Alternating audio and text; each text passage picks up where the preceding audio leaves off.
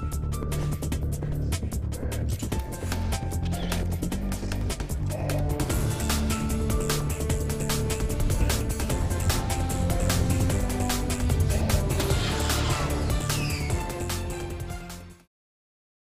viewers, today we are going to deal with the topic workplace environment. The objective is to familiarize the students with the effects of workplace environment on health and safety. Let's start with understanding the concept of workplace environment. Health, safety and welfare are the basic requirements at work, which can be further divided into four broad categories: the working environment, welfare facilities, workplace safety and housekeeping. The provision of adequate welfare arrangements is important both in terms of complying with the law and keeping the workforce happy. People tend to perform better and be happier at their work if they are going in a safe and healthy environment. The workplace is the physical location where someone works. Such a place can range from a home, office to a large office building or factory. For industrialized societies, the workplace is one of the most important social spaces other than home, constituting a central concept for several entities: the worker and his or her family, the employing organization, the customers of the organization and the society as a whole. The development of new communication technologies have led to the development of a virtual workplace, a workplace that is not located in any one physical space.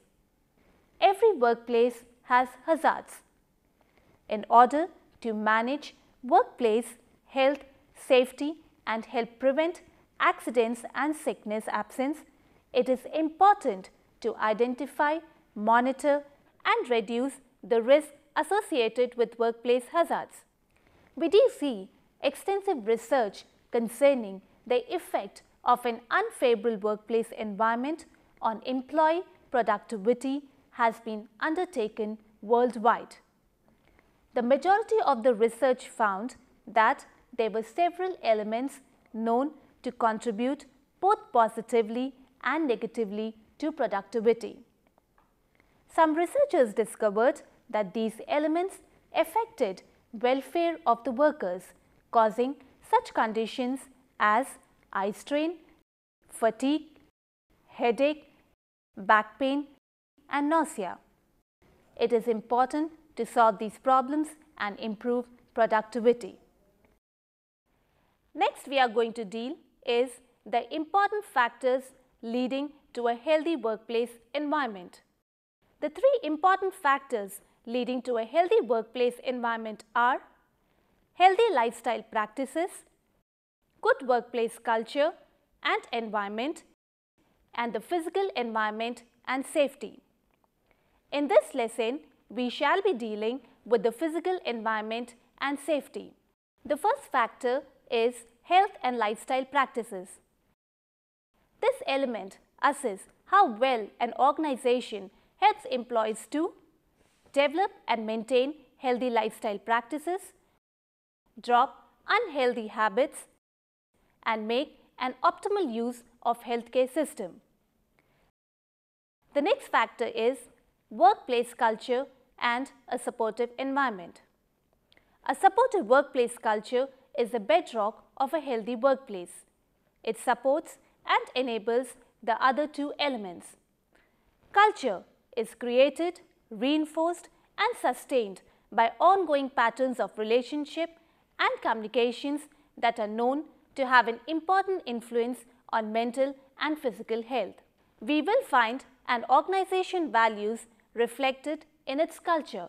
Such values are respect, diversity, quality and teamwork. The third aspect is the physical factor. This element influences fatalities and workplace disabilities and needs constant attention as organizations introduce new technologies, make production changes, demand more or less, and try to contain cost. The next we are going to cover is the physical factors influencing to a healthy workplace. The physical aspects of a workplace environment can have a direct impact on the productivity, health and safety, comfort, concentration, job satisfaction, and morale of the people within it.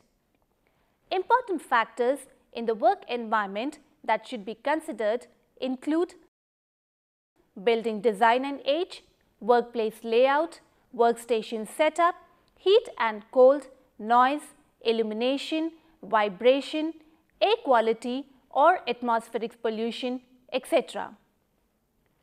Among the physical factors, we have the thermal environment. We are going to discuss about the thermal environment or heat and cold.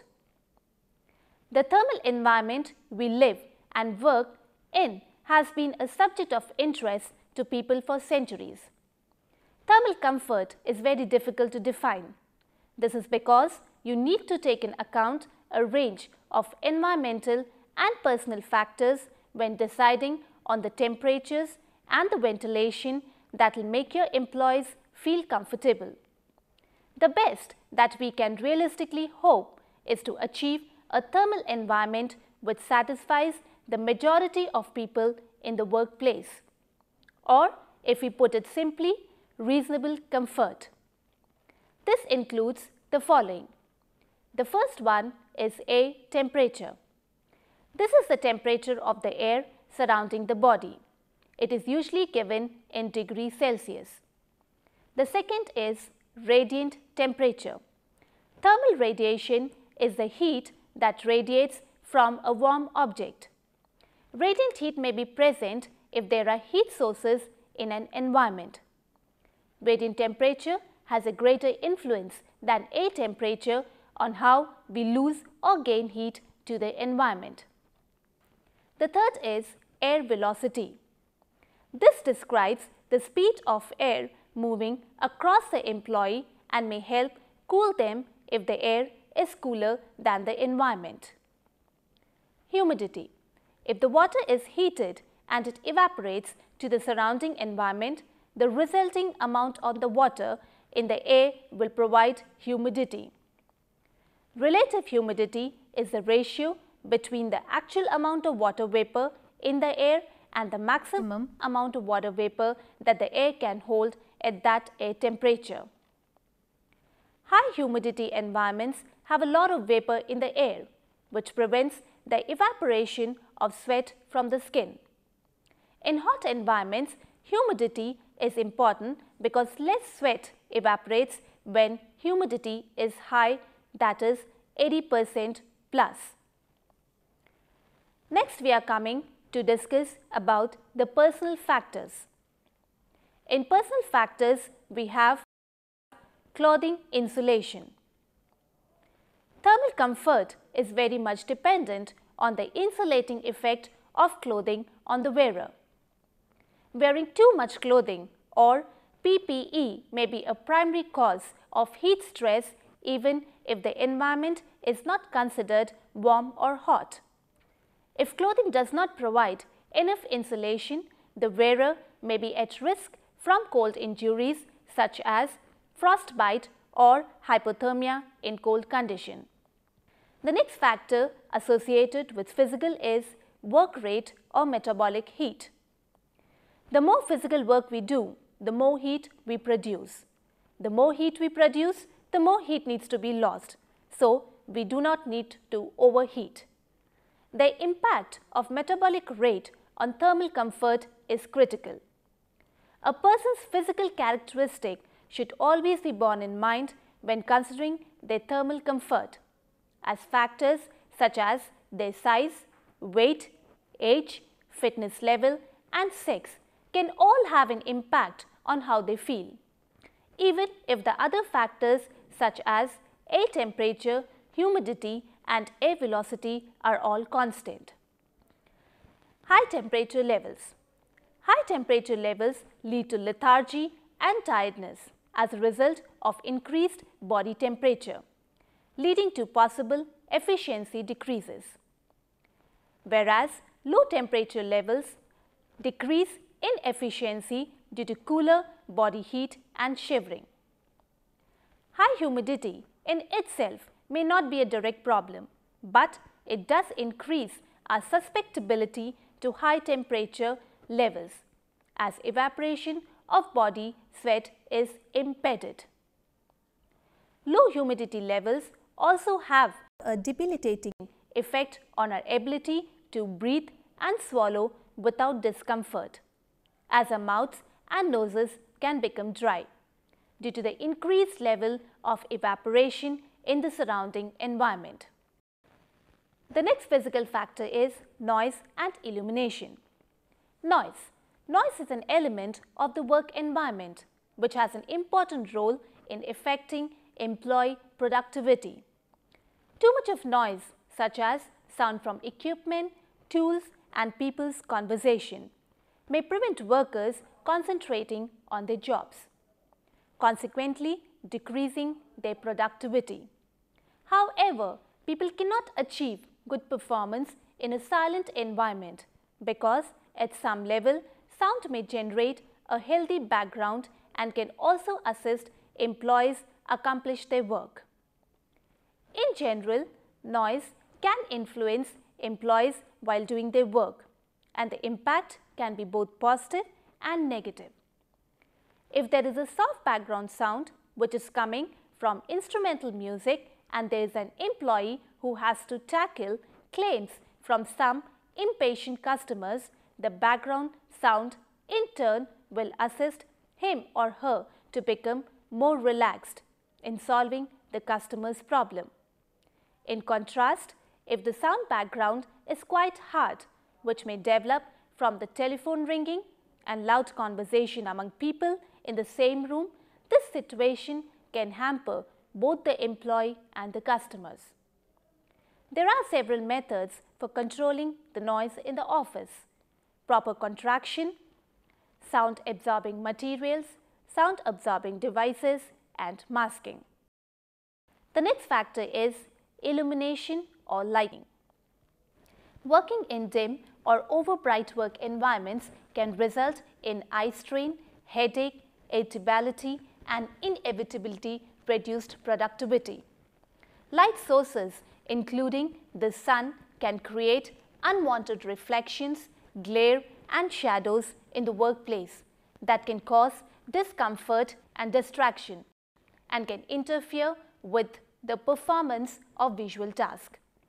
Low levels of lighting can cause depression, which for some people may be severe. There are two kinds of light that are available to office. The first one is the natural light and the second one is the artificial light. Natural light is a free resource that enters the office through window or skylight, whereas artificial light is a kind of light which is produced and designed by mankind. A poor lighting system may reduce performance as well as productivity. More lights for some workers may be helpful in overcoming their task. However, for rest of them, especially those who have to work in front of computers, excessive light may cause difficulties viewing the characters on the screen. In addition, those employees who work in a better quality of lighting are likely to create faster work with few errors compared to those who work in a poor lighting. The next factor under physical is vibration. Whole body vibration, example from riding a mower, can affect comfort and performance even at low levels and cause damage to the spine, stomach pain and gastrointestinal complaints. Hand-arm vibration such as from hand tools can have a negative effect on muscles and the skeleton and can contribute to carpal tunnel syndrome, low back pain and vibration white finger. The next factor is air quality or atmospheric pollution. The last element of the work environment which has impact on employee productivity is air quality and atmospheric pollution. Poor air quality can raise a negative impact on employee health in the form of respiratory problems, headaches and fatigue, which in the long periods will reduce productivity. The air quality contains 4 factors that are temperature, humidity, ventilation and cleanliness. A comfortable work environment is a building or room in which workers can generate their work properly, as it clean with proper range of temperature, enough ventilation and an adequate humidity. Too little humidity level may cause magnetic tapes and discs to stick during processing operation, whereas too much humidity on the other hand produces condensation on the electronic parts of the equipment and causes short circuiting. Ventilation is important for the control of dust, fumes, gases, aerosols, climate and thermal comfort factors. Exposure to different types of dust can result in fibrosis of the lung, allergic reactions and asthma attacks. Various vapors, gases and aerosols have the ability to cause respiratory and skin damage. The air needs to be circulated, otherwise it can increase the temperature and which in turn may cause discomfort. Air circulation is also essential as it can avoid people inhaling inadequate air. Electric fans to make sure that air is circulated well. Next is radiation.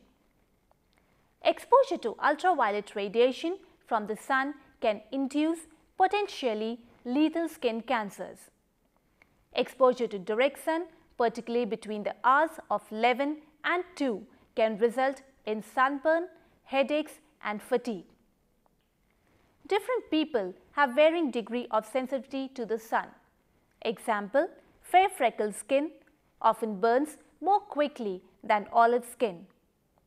Precautions for avoiding sun exposure should be followed diligently by everybody. Need for healthy environment. It is widely known that being in work is good for people's health and well-being, but it's increasingly being recognized that a healthy workforce is beneficial to employees too. By creating a positive, safe and healthy environment for employees, one can increase morale, improve your employees' work-life balance and in turn positively impact your business. So, proper attention to work health and safety has extensive benefits. The benefits are: healthy workers are productive and raise healthy families. Thus, healthy workers are a key strategy, that is, goal for overcoming poverty. Workplace health risks are higher in the informal sector and small industry, which are key areas of action on poverty alleviation, where people can work their way out of poverty. Safe workplace contribute to sustainable development, which is a key to poverty reduction. The next benefit is the process of protecting workers, surrounding communities and the environment for future generations have important common elements such as pollution control and exposure reduction. We do see that much pollution and many environmental exposures that are hazardous to health arise from industrial process that may be influenced by occupational health and safety programs. At the same time, occupational safety and health can also contribute to improving the employability of workers through workplace redesign, maintenance of a healthy and safe work environment, training and retraining, assessment of work demands, medical diagnosis, health screening and assessment of functional capacities. Occupational health is fundamental to public health.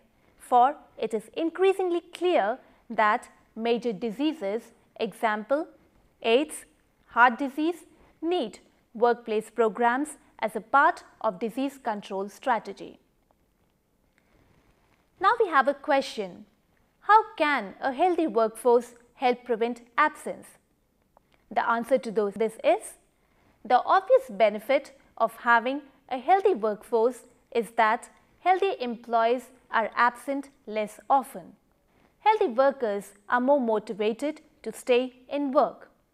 They recover from sickness quicker and are at less risk of long-term illness.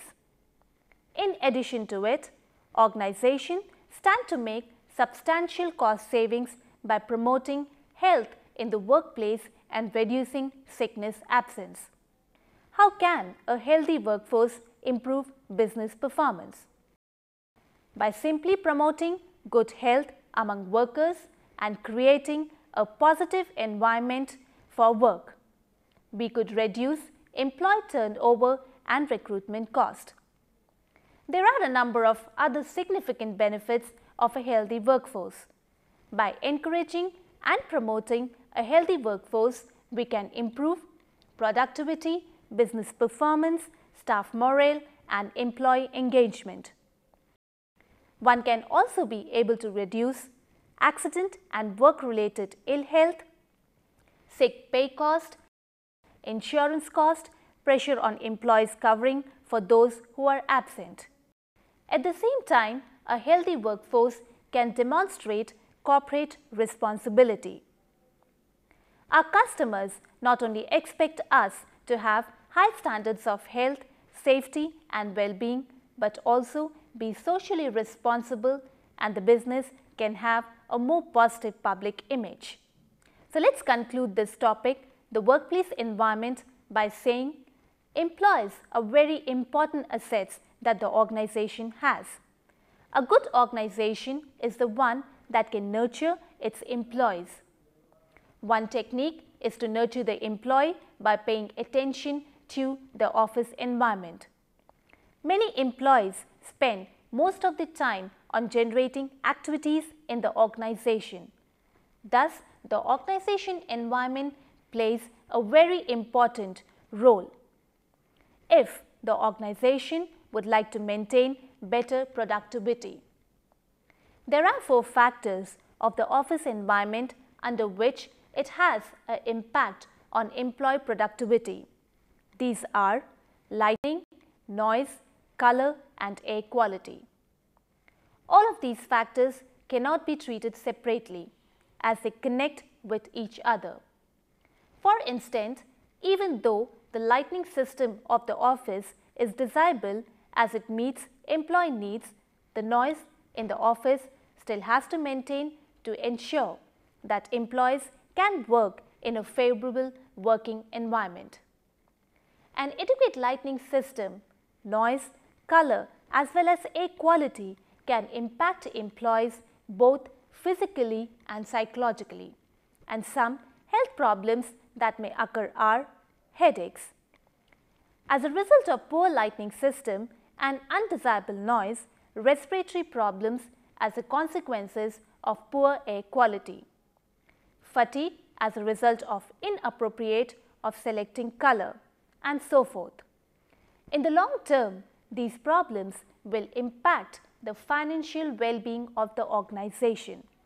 In addition to it, in order to maintain employee productivity, administrative office managers are recommended to organize the office environment based on an ergonomically sound office, in which all of the office environment's aspects can be appropriate for employee.